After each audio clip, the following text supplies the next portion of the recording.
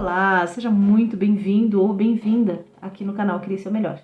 Para quem não me conhece, eu me chamo Bianca Honório, sou espiritualista, orientadora espiritual, terapeuta holística, trabalho com meditações guiadas e formada em psicologia positiva, neurociência e mindfulness pela Pós-PUC Paraná. Então vamos lá. O tema do vídeo é o seguinte: você conhece a torre?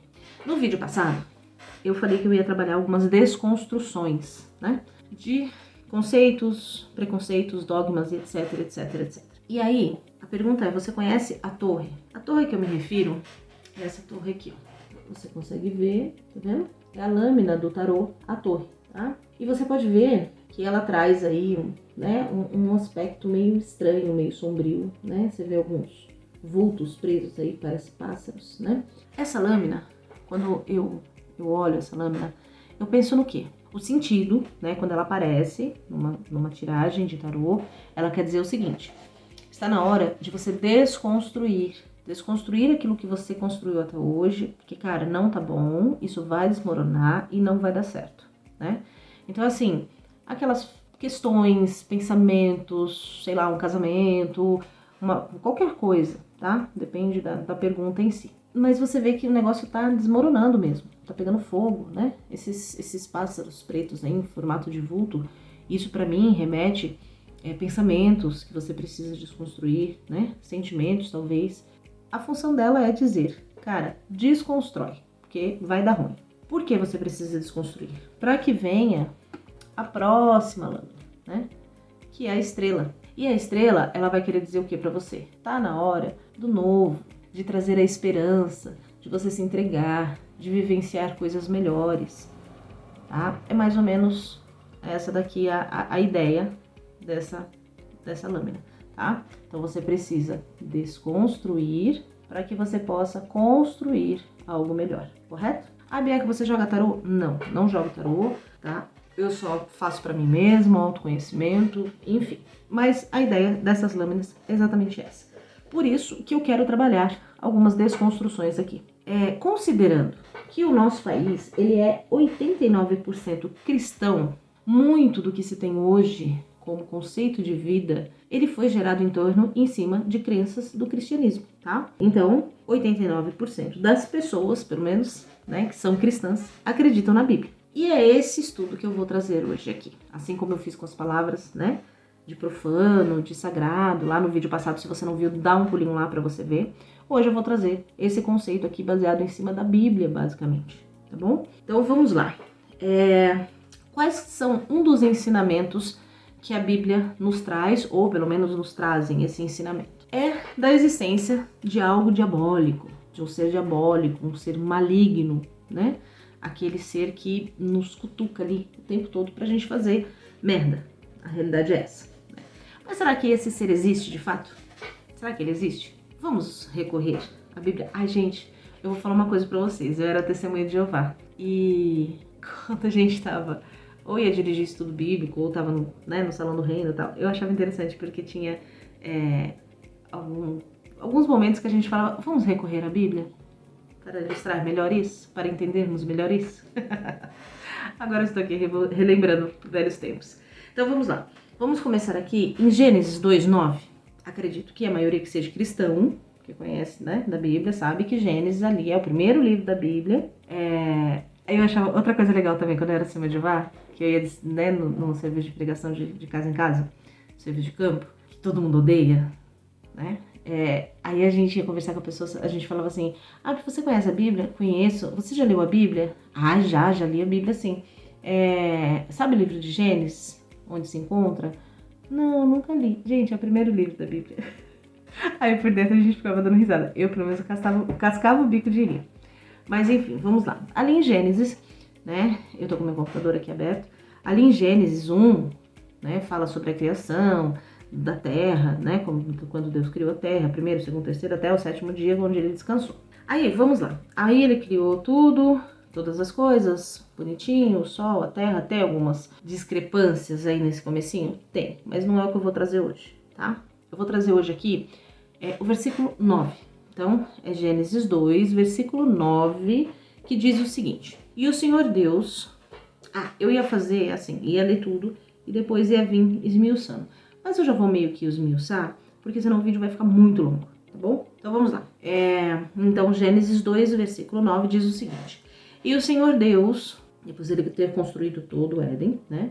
O Senhor Deus fez brotar da terra toda a árvore agradável à vista e boa para a comida, e a árvore da vida no meio do jardim, e a árvore do conhecimento do bem e do mal. Aqui ele fala de duas árvores, da vida e do conhecimento do bem e do mal. Então vamos lá, partindo do princípio, diabo, um ser maligno, maléfico, que influencia a gente. Aqui basicamente só existia Adão, que eu nem lembro, e homem foi feito, alma vivente. Não, ele já tinha sido feito, ele foi feito e formou o Senhor Deus o homem do pó da terra, ele foi feito no versículo 7. Então no versículo 9, que é o versículo em questão, o homem, Adão, já tinha sido feito. Aí ele foi, fez a árvore da vida e a árvore do conhecimento do que é bom e do que é mal. Aqui nós temos dois entendimentos.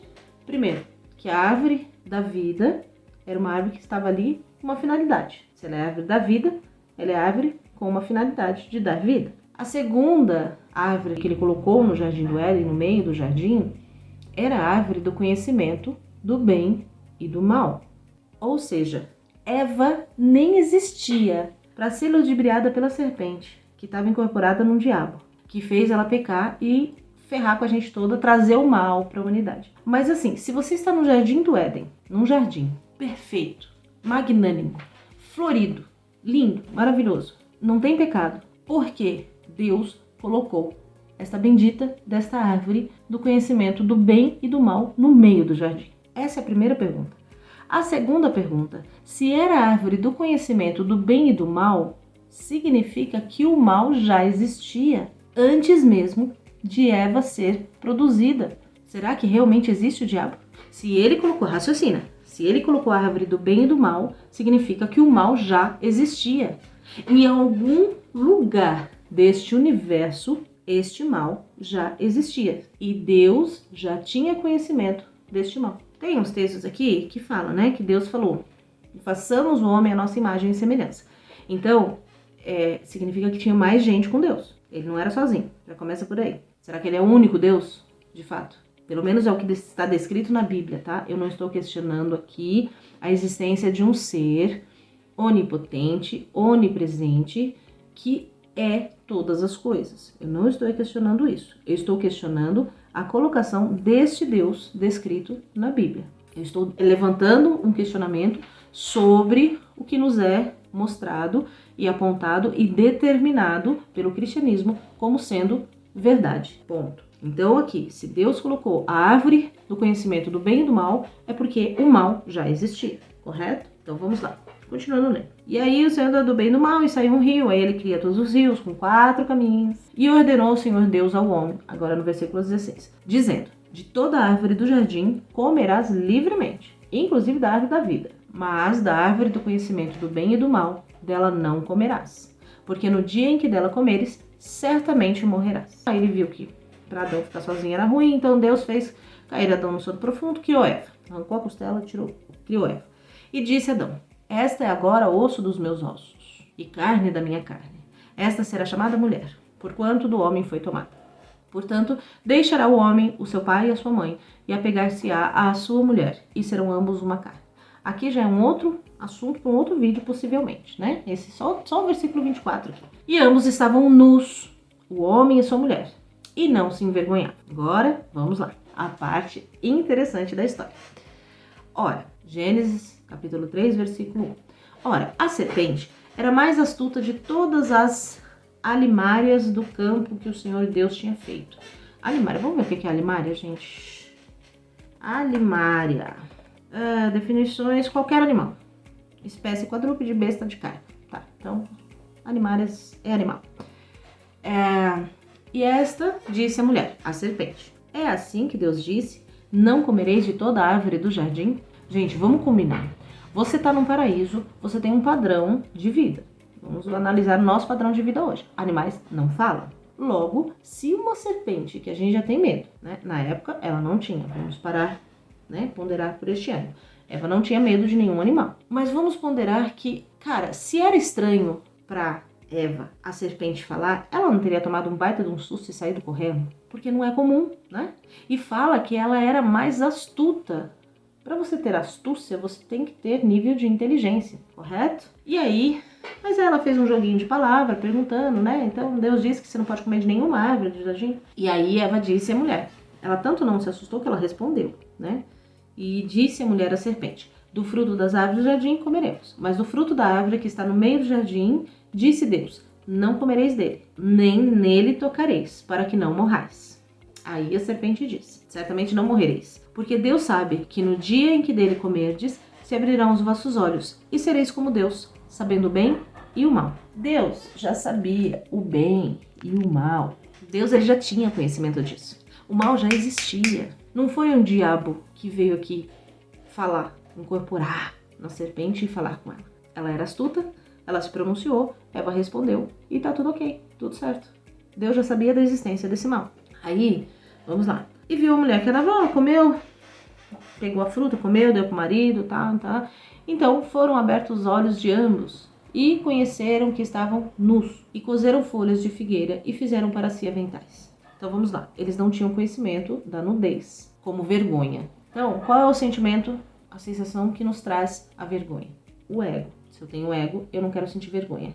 Ou seja, o que aflorou em Adão e Eva, provavelmente, foi o ego e não a morte, certo?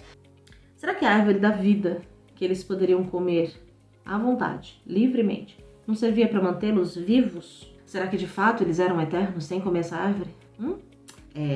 Coisas a se pensar. Aí, vamos lá. Eles descobriram que estavam nu, Deus foi atrás deles, ouvia a tua voz no jardim, temia porque estava nu e escondi-me. Foi o que Adão respondeu.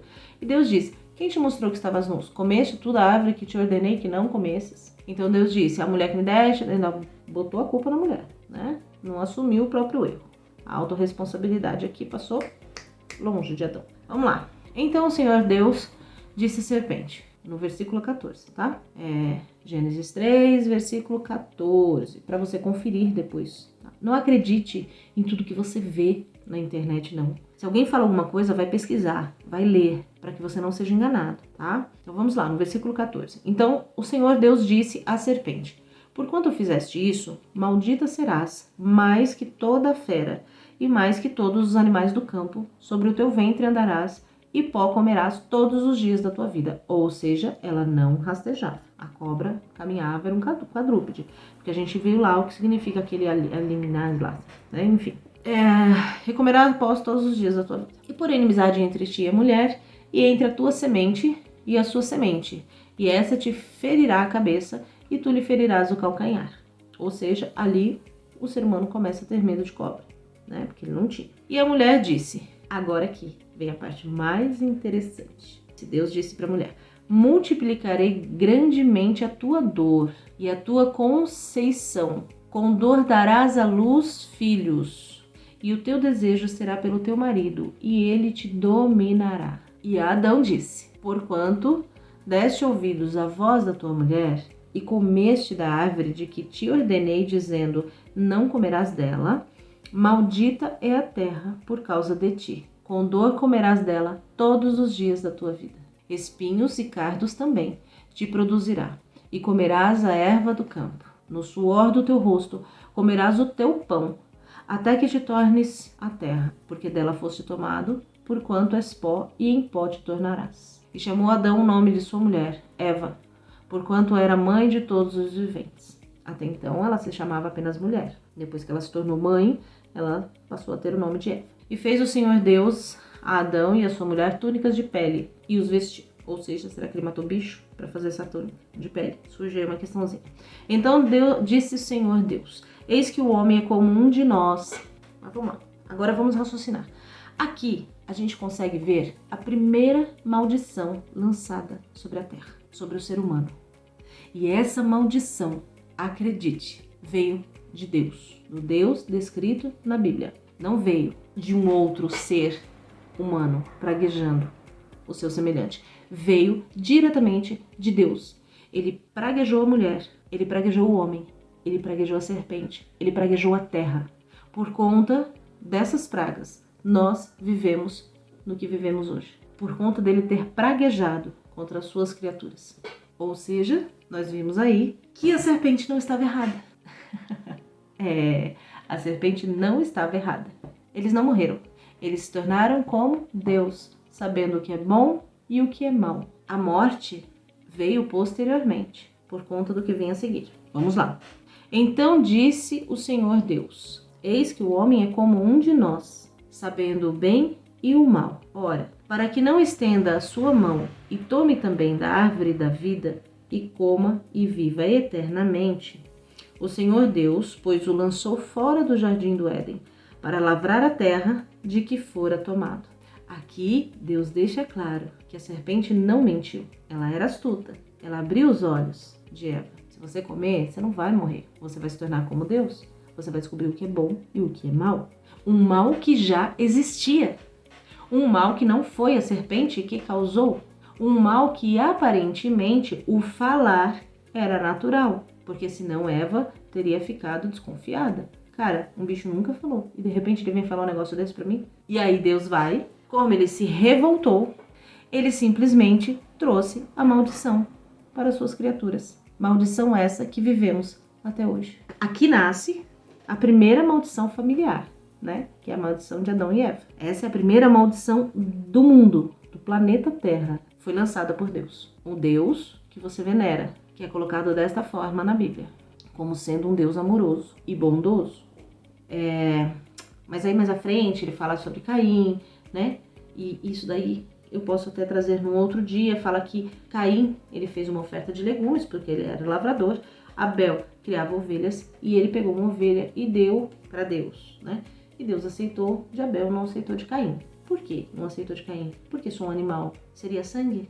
Seria o dito egé, que é, né? Tem um nome nas casas aí de matriz africana. Será que é por isso que ele aceitou o egé, aceitou o cordeirinho ali, o cabrito? Porque não fala que Caim tirou a parte ruim, né, dos seus legumes. Não, ele foi lá, tirou e fez uma oferenda para Deus. Aí Caim matou Abel, se escondeu, se sentiu muito culpado. Por conta dessa culpa, Deus disse que não era para ninguém matá-lo. Pegou uma mulher para sua esposa e foi-se embora. E foi viver, e aí ele teve, né, sua prole no mundo. Somos também descendentes de Caim. E nessa situação, a gente entende duas coisas. Primeiro, que a serpente não mentiu. A gente passou a ter conhecimento do que é bom e do que é mal. E Deus, ele reforça isso no versículo 22. Aí, ele fala com alguém. Porque ele fala, eis que o homem é como um de nós, né? Sabendo o que é bom e o que é mal. Ou seja, nós somos um Deus. Isso fica claro. Deus mesmo disse isso aqui no versículo 22. Nós somos Deus. Nós somos iguais a Ele, sabendo o que é bom e o que é mal. O mal que a gente não conhecia antes. Então, existe aí a unicidade, né? O único caminho. É só aquele caminho que existe, você não conhece outra coisa. Porque se não tem o alto e o baixo, para você só existe alguma coisa, né? Para você só existe alguma coisa. Agora, se você sabe que lá em cima é alto e aqui embaixo é baixo, você consegue ter parâmetro. Para Adão e Eva não existia esse parâmetro. Para Adão e Eva, eles só existiam no paraíso e para eles estava ótimo, né? Era tudo tranquilinho.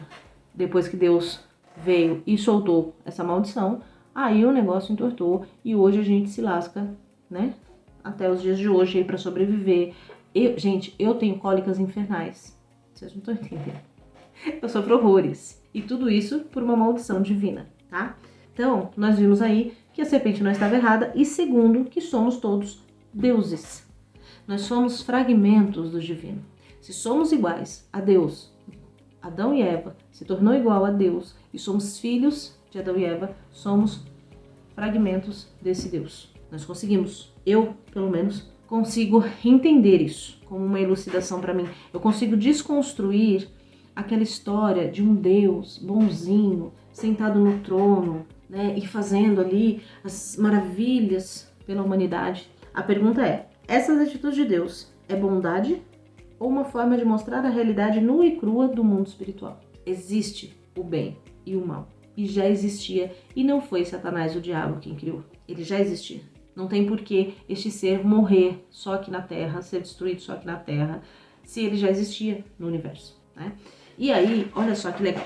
Quando eu tinha produzido esse conteúdo aqui, minha sócia me mandou um texto falando sobre Cronos. e o conservador, né? O arquétipo do conservador, que vem aí de Cronos. Então ele conta a história, basicamente o seguinte: Cronos tinha seus pais e Cronos era considerado o tempo, o senhor do tempo, né? E aí ele, por uma questão ali egóica, ambiciosa, ele foi comer com seu pai e sua mãe. Ele se casou e ficou com medo de que os filhos dele fizessem a mesma coisa com ele, que o destruísse. Então o que ele fez? Ele começou a comer os seus filhos, para que eles não se tornassem iguais a ele, né? Ou melhores, porque ele era mais evoluído que o pai, Cronos era mais evoluído que o pai, e aí viria Zeus, né, e sua geração, e traria uma evolução aí à frente.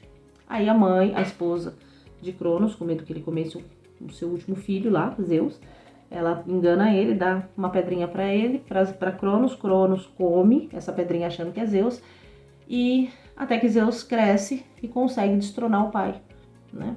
E aí ele traz um governo muito melhor. Mas isso traz o quê? Simboliza o quê? O novo, né? Que é Zeus, aí ele traz um novo ritmo de vida para a humanidade, para os seus súditos, com muito mais amor, muito mais carinho. E Zeus e Cronos, que era algo mais conservador, mais ditador ali, e com medo que seus filhos se tornassem iguais a ele, comia seus filhos. E Deus, neste momento aqui, ele faz exatamente isso. Quando ele viu que Adão e Eva se tornaram bons, se tornaram iguais a ele, sabendo que é bom, que é mal, cara, vamos mandá-los embora, e aí deixa que o tempo os destrua. Porque aí ele privou Adão e Eva de comer a árvore da vida. Porque se eles comessem a árvore da vida, eles seriam iguais a Deus. E aí eu pergunto, se esse Deus existente na Bíblia, ele consegue ver a possibilidade de um ser se igualar a ele, será que realmente ele é ilimitado? Será que realmente ele é o Deus verdadeiro, como ele se prega, único e poderoso? Pensa bem, analisa, reflete. Será que ele não é Cronos tentando comer seus filhos através do tempo? E se ele for Cronos tentando comer seus filhos através do tempo, quem seria Zeus? Que traz o questionamento, que levanta as dúvidas, que faz o ser humano pensar e faz o ser humano se sentir alguém realmente grande, relevante, que traz a ideia de que o ser humano é Deus, é igual a Deus, assim como o próprio Deus disse em Gênesis capítulo 3, versículo 22. Quem seria ele? Quem hoje é o grande inimigo de Deus? Colocado pela Bíblia, é claro. Sabe, eu tava vendo um vídeo de um rapaz que eu sigo, ele me trouxe algumas elucidações, né, porque ele traz o versículo, Gênesis capítulo 1, versículo, comecinho ali, e ele traz um levantamento de algumas questões que eu falei, caraca, olha, eu nunca tinha visto, nunca tinha prestado atenção nesse ponto. E aí eu comecei a ler mais, né, e fui lendo mais e trouxe algumas elucidações, luz se fez na minha mente, e eu consegui enxergar por este ângulo. Então, quem será Zeus, que traz o novo, que trata seus filhos com mais amor, com mais carinho? É claro que a dualidade ainda existe, né? Tudo tem dois polos. Assim como Deus já tinha dito, esse Deus bíblico já tinha dito, que existe o bem e o mal, e comemos, né, deste fruto, e descobrimos o bem e o mal, passamos a ter a dualidade. Passamos a ser não só bom, nem todo mal, nem todo bonzinho, nem todo mal. Temos a dualidade. Assim são todos os seres da Terra. Mas pensa direitinho. Será que você realmente é esse verme que a Bíblia ensina? Quando eu me lembro muito bem que meu pai ia fazer oração, né? Ou a gente estava no Salão do Reino e tal. E aí o povo ia fazer oração. Eu mesmo já fiz algumas vezes. Você fala assim: Pai Celestial, Altíssimo, Soberano Deus, Jeová. Sei, meu Pai, que eu não sou nada perante ti. Sei que eu sou um verme. Sei que eu sou pequeno. Mas eu clamo a sua misericórdia, meu Pai, para que o Senhor olhe para mim e atenda meus pedidos. E por aí ia. Será que realmente nós somos esse verme? Se somos criaturas divinas? Se Deus nos fez, será que Ele ia nos fazer tão vermes assim? Se temos o sopro de vida dele, eu vou fazer um outro vídeo desconstruindo este conceito. Se você está gostando, continue no canal. Se ainda não se inscreveu, se inscreva. Dá o like, compartilhe com o máximo de pessoas. Se isso fez diferença para você, para sua forma de pensar, compartilha com o máximo de pessoas possível, para que elas também tenham essas elucidações, acordem dessa forma pequena, medíocre de pensar, de que somos vermes, de que não somos nada perante Deus. Que Deus é esse? Dá vida às suas criaturas, mas as trata como nada? Você trata seu filho? Se você tem filho, você trata seu filho como nada? Ou você faz de tudo por ele? É claro que quando você mima também dá ruim, não é legal. Mas no âmbito geral, você dá a sua vida pelo seu filho. Esse Deus deu a vida do filho por outras criaturas, que ele chama de pó. Que ele faz, de acordo com a Bíblia, entender que são pó. Pensa direitinho nessas contradições, tá bom? E aí a gente se vê no próximo vídeo. Deixe seus comentários, deixe seu comentário aqui embaixo. Fala quais as contradições que você encontra na Bíblia. Se isso trouxe alguma mudança de pensamento para você, se isso foi esclarecedor para você, deixa aqui embaixo nos comentários. Vai ser um prazer ler um por um, tá bom? Eu agradeço a sua atenção, como diz um mestre que eu sigo, pelos seus olhos e ouvidos atentos. Gratidão e é isso aí. A gente se vê no próximo vídeo. Fui!